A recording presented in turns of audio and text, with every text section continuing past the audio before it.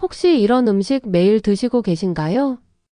아침에 햄이나 소시지 구워서 드시고, 점심엔 단팥빵에 달달한 커피 한 잔, 저녁에는 김치에 젓갈 그리고 식후엔 콜라 한 캔. 그런데 말입니다. 이런 식단이 암의 시작일 수 있다는 사실 알고 계셨나요? 오늘은 의사들이 만장일치로 절대 먹지 마라고 경고한 음식들, 그리고 실제로 그런 음식 때문에 병원에 온 시니어 환자들의 생생한 이야기를 함께 나눠보겠습니다. 여러분, 건강은 식탁에서부터 시작됩니다. 오늘 이 영상이 여러분의 삶을 바꾸는 시간이 될지도 모릅니다. 오늘도 알찬 내용 준비했으니 구독과 좋아요, 알림 설정까지 부탁드립니다. 영상 제작에 큰 힘이 됩니다. 그리고 지금 어디에서 영상을 보고 계시는지 댓글로 알려주세요. 늘 좋은 정보를 드리기 위해 노력하겠습니다. 오늘도 시니어 건강을 책임지는 김동혁 박사님 모셨습니다. 안녕하세요. 안녕하세요. 우리 어르신들께서 자주 드시는 음식 중에 생각보다 암과 직결되는 식재료들이 많습니다. 오늘 제가 겪은 실제 사례를 중심으로 하나씩 짚어드릴게요. 지금부터 끝까지 꼭 함께 해주세요. 첫 번째로는 가공육 햄, 소시지, 베이컨 등입니다. 박사님, 햄이나 소시지 같은 거 저희 부모님 세대도 참 자주 드세요. 특히 혼자 사시는 분들은 간편해서 더 찾으시는 것 같아요. 네, 아침에 간단하게 햄 구워서 드시고 점심에 라면 끓여서 소시지 하나 얹고 너무 익숙한 식단이죠. 그런데 이게 암을 부르는 식습관일 수 있습니다. 가공육에는 아질산 나트륨이라는 보존제가 들어가는데 이게 체내에서 발암물질로 변하거든요. 그래서 WHO에서도 이걸 1급 발암물질로 지정했어요. 1급이요? 담배랑 같은 등급인 거죠? 맞습니다. 그만큼 위험하다는 거예요. 실제로 제가 진료하면서 경험한 사례도 있어요. 대전에 사시는 67세 정호 어르신인데요. 이분은 10년 넘게 아침 식사로 식빵에 햄 구워서 계란 프라이랑 함께 드셨습니다. 그게 습관이셨죠. 그런데 정기 대장 내시경에서 용종이 발견됐고 조직 검사 결과 조기 대장암 판정을 받으셨어요. 제가 식습관 여쭤봤더니 매일 아침 햄 안 먹으면 허전하다 하시더라고요. 그 말을 듣는데 마음이 참 무거웠습니다. 또 인천에 계신 72세 김호 어르신, 손주들이 놀러오면 소시지를 볶아서 같이 드셨어요. 맛있고 행복한 시간이셨겠죠. 하지만 몇 달 전부터 소변이 잦아지고 혈압이 높아지고 콜레스테롤도 계속 오르는 거예요. 검사해보니까 전립선에 이상 소견이 나왔고 현재 치료받고 계십니다. 이제 소시지는 아예 안 봐요라고 하시더라고요. 그 말씀이 참 씁쓸했죠. 그리고 부산에 사시는 69세 박오 어르신. 요즘 유행하는 닭가슴살 소시지 있잖아요. 다이어트식이라 믿고 매일 드셨는데 성분표 보니까 아질산 나트륨이 들어있더라고요. 간 수치가 계속 높아져서 병원에 오셨는데 지방간이 심해지고 염증도 생겨 있었습니다. 그 이후로 가공육은 이제 믿지 않는다고 하셨어요. 이야기 들어보니 꼭 기름진 햄이나 베이컨이 아니라 닭가슴살 소시지처럼 겉보기엔 건강식인 것도 주의해야겠네요. 결국은 가공된 고기 그 자체가 문제군요. 대신 삶은 생선이나 계란, 두부 같은 걸로 바꾸는 게 좋겠고요. 어르신들 식탁 한번 점검해 보셔야겠어요. 다음은 어떤 음식일까요? 단 음식 케이크, 초콜릿, 단 커피들이 있습니다. 박사님, 단 음식은 당뇨 조심 정도로만 알고 있었는데 암하고도 관련이 있나요? 김동혁 박사. 네, 매우 큰 관련이 있습니다. 단 음식을 자주 먹으면 우리 몸에 만성 염증이 생기고요. 이 염증이 쌓이면 암세포가 자라기 쉬운 환경이 됩니다. 그럼 식혜, 밀크커피, 빵, 초콜릿 이런 게 다 포함되겠네요. 네, 특히 나이가 들수록 몸속 회복 기능이 떨어지기 때문에 그만큼 위험도는 올라갑니다. 실제 사례로 설명드릴게요. 서울에 사시는 66세 이호 어르신은 간식으로 항상 식혜와 카스텔라 케이크를 드셨어요. 밥은 적게 먹으니 괜찮다고 하셨죠. 그런데 여성 검진에서 자궁 내막 비대 진단을 받으셨고 조직 검사 결과 종양성 변화가 확인됐습니다. 의사도 단당류 섭취 줄이셔야 한다고 강조했죠. 경기도에 사는 74세 정호 어르신은 식후에 초콜릿 하나씩 드시는 습관이 있었어요. 그게 하루 한 개, 두 개로 늘어나면서 위산 과다, 위염, 식도염 증상까지 생겼습니다. 내시경 검사에서 위 점막이 얇아지고 궤양성 변화가 있었고요.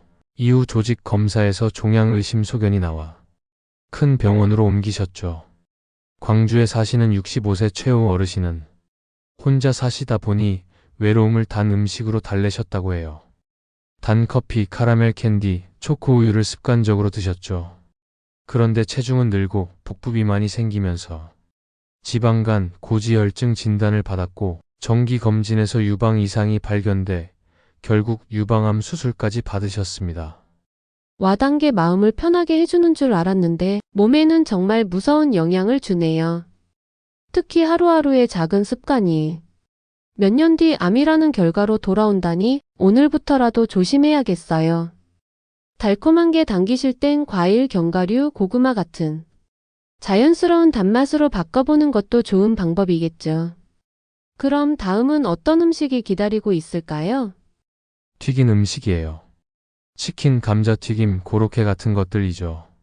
박사님, 이번엔 바삭하고 고소한 튀김류죠? 치킨이나 감자튀김 같은 음식은 어르신들도 정말 좋아하시잖아요. 네, 치킨은 거의 국민 간식이죠. 그런데 문제는 기름보다 더 위험한 게 따로 있습니다. 바로 고온에서 기름을 반복해서 가열하면 아크릴 아마이드라는 발암물질이 생긴다는 점이에요. 그럼 에어프라이어로 데워 먹는 건 괜찮은가요? 그것도 온도가 너무 높거나 과하게 파삭하게 만들면 비슷한 화학 반응이 생길 수 있어요. 실제로 튀김을 자주 드신 분들 중에 건강에 적신호가 온 사례가 많습니다. 수원에 계신 73세 이후 어르신. 손주들이 오면 꼭 치킨 시켜서 나눠 드셨어요.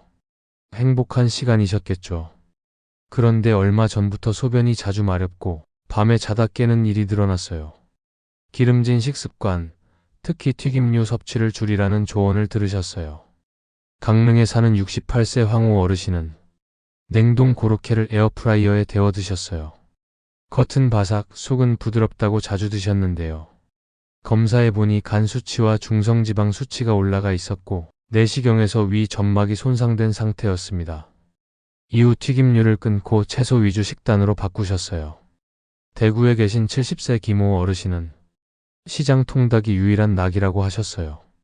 일주일에 2번은 꼭 드셨는데요. 폭부 비만, 고지혈증 진단을 받고 심혈관 질환 위험이 커지면서 의사에게 튀김은 암보다 먼저 심장에 올 수도 있다는 이야기를 들으셨죠. 튀김은 맛은 좋지만 그 안에 숨어있는 독성은 정말 무서운 것 같아요. 바삭한 식감은 구이나 찜으로도 만들 수 있고 기름은 재사용하지 말고 한 번 쓰면 꼭 버리는 습관이 중요하겠네요. 자, 이제 다음 항목으로 넘어가 보겠습니다. 짠 음식 젓갈 절임류 간장게장입니다. 이번에는 한국 사람들의 밥도둑 바로 짠 음식입니다.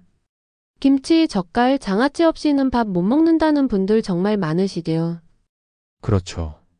그런데 어르신들에게 위암이 많이 발생하는 이유 중 하나가 바로 이 짠 음식 때문이에요. 짠 음식은 위 점막을 계속 자극해서 암세포가 자라기 좋은 환경을 만들어줍니다. 군산에 사시는 75세 강호 어르신은 김치를 하루 3끼 많이 드셨어요. 게다가 간장게장, 명란젓도 자주 드셨고요. 위내시경에서 위 점막이 짓무른 상태였고 조기 위암 진단을 받으셨습니다. 김치, 젓갈 너무 많이 드셨다는 걸 의사도 지적했죠. 충북 제천의 71세 정호 어르신은 집에서 담근 오이장아찌, 마늘장아찌, 깻잎장아찌를 늘 반찬으로 드셨어요. 문제는 짜게 담그는 스타일이라 염도가 매우 높았고 콩팥 기능 수치가 계속 나빠지면서 만성신 부전 진단을 받으셨습니다. 서울에 사는 70세 최후 어르신은 간장게장 없이는 밥 못 먹는다는 분이셨어요. 일주일에 3번 이상 간장게장을 드셨는데요. 어느 날 갑자기 속쓰림과 폭통으로 응급실에 가셨고 위출혈 증세와 함께 위암 초기 진단을 받았습니다. 의사도 짠 음식이 주범일 수 있다고 설명하셨죠. 정말 익숙한 음식들이 이렇게 큰 위험이 될 줄은 몰랐어요. 김치는 저염으로 바꾸고 젓갈은 가끔 소량만, 장아찌도 희석해서 드시는 게 좋겠네요. 식탁을 조금만 조정해도 건강이 달라질 수 있다는 사실 기억해 두시면 좋겠습니다. 마지막 항목으로 가볼까요? 탄산음료 가당 음료 바로 액체 설탕입니다. 박사님, 요즘 어르신들도 탄산음료 많이 드시더라고요. 제로콜라는 괜찮다고들 하시던데 정말 그런가요? 제로도 완전히 안전하진 않습니다. 당은 없지만 인공감미료와 산성 성분이 위장 점막에 자극을 줄 수 있거든요. 무엇보다 일반 콜라, 사이다 같은 탄산음료는 액체 설탕이라고 보시면 됩니다.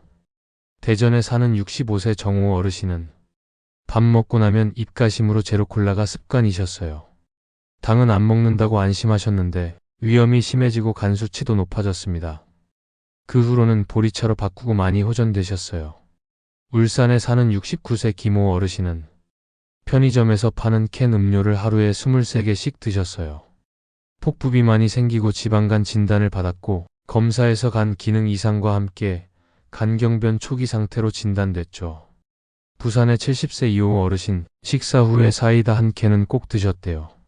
속이 더부룩한 게 가라앉는 느낌이 든다고 하셨죠. 그런데 역류성 식도염이 심해지고 나중엔 식도염과 위식도 접합부에 종양이 발견됐습니다. 그 한 캔이 독이었을 줄 몰랐다며 후회하셨죠. 달달한 탄산음료가 그저 상쾌한 기분만 주는 게 아니었네요. 이제부턴 보리차, 우엉차, 인퓨즈드 워터 같은 자연 음료로 바꾸는 게 필요하겠습니다. 오늘도 정말 유익한 이야기 감사드립니다. 진행자. 어르신들, 오늘 이야기를 들으시면서 혹시 내 이야기 같다 하신 분들 있으셨을 텐데요. 이제라도 식습관을 바꾸면 늦지 않았습니다. 우리 몸은 생각보다 빨리 회복합니다. 하루 한 끼라도 덜 짜게, 덜 달게, 덜 기름지게. 작은 실천이 100세 건강을 지켜줍니다. 다음 시간에는 간을 살리는 음식에 대해 이야기 나눌게요.